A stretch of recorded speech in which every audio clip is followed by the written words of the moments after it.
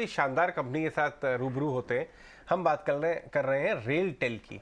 रेलटेल के सीएमडी संजय कुमार हमारे साथ जुड़ रहे हैं। रेलटेल के स्टॉक को लेके आइए डायरेक्टर साहब।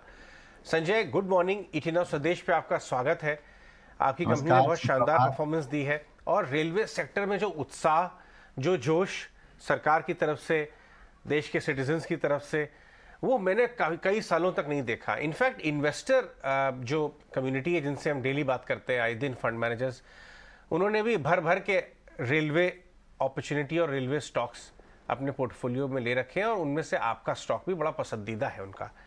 तो हमें आज बातचीत में शुरुआत करते हैं कि विजिबिलिटी कैसी दिख रही है यहाँ से, क्योंकि एक हिस्से का मानना है कि रेलवे स्टॉक्स थोड़े महंगे हो गए हैं। बहुत सारी पॉजिटिवनेस ऑलरेडी प्राइस सेल हो गई है।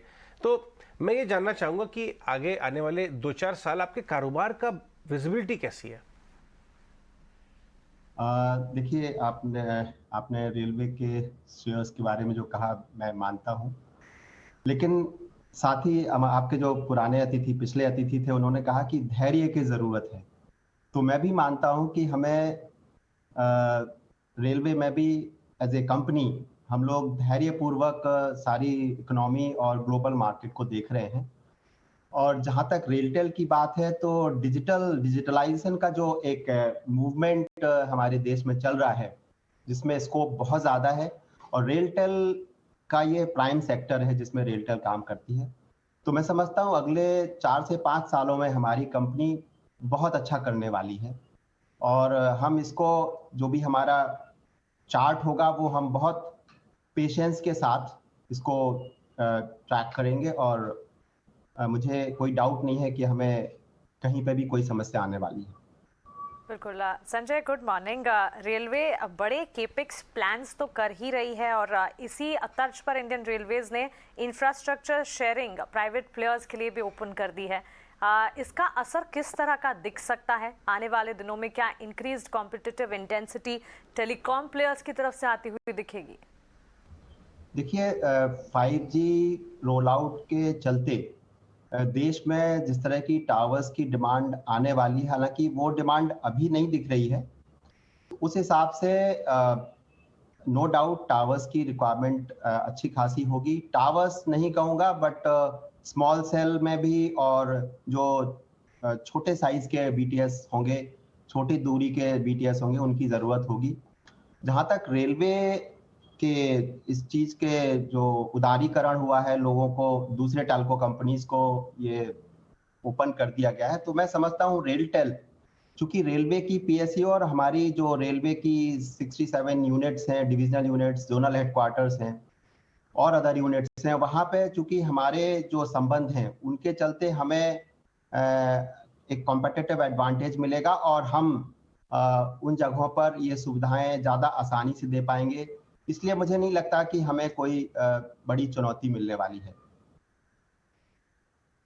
संजय, मुझे ये बताएं आप कि मैं अभी आपके लेटेस्ट नंबर्स देख रहा था। करीब 450 करोड़ का टॉप लाइन, 32 करोड़ का प्रॉफिट, 16.5-17% का मार्जिन।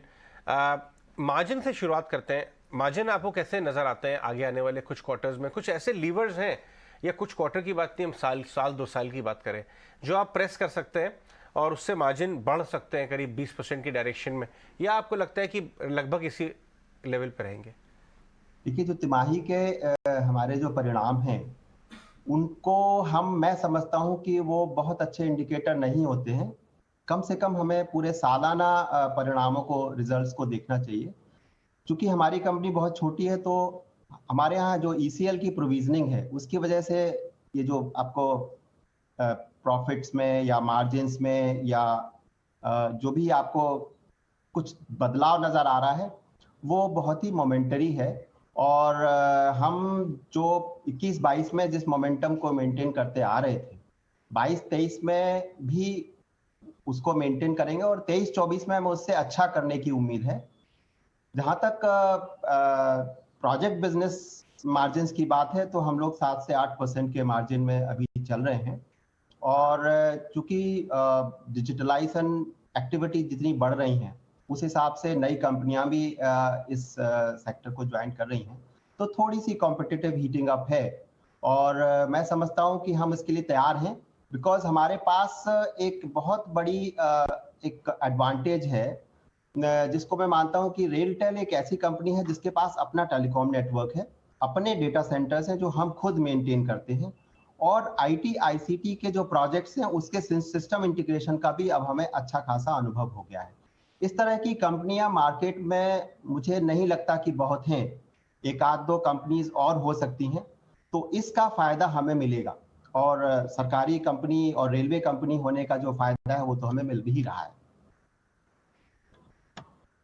संजय, आपका शुक्रिया हमारे साथ जुड़ने के लिए, सवालों के जवाब देने के लिए, और ये जो बड़े केपेक्स प्लान्स आ रहे हैं उम्मीद करते हैं कि आपके कंपनी और आपके कारोबार के लिए फायदेमंद साबित हो। धैर्य हम रखेंगे, लेकिन रेलवे सेक्टर की तेजी और रेलवे सेक्टर की तरक्की पर पूरी नजर रहेगी।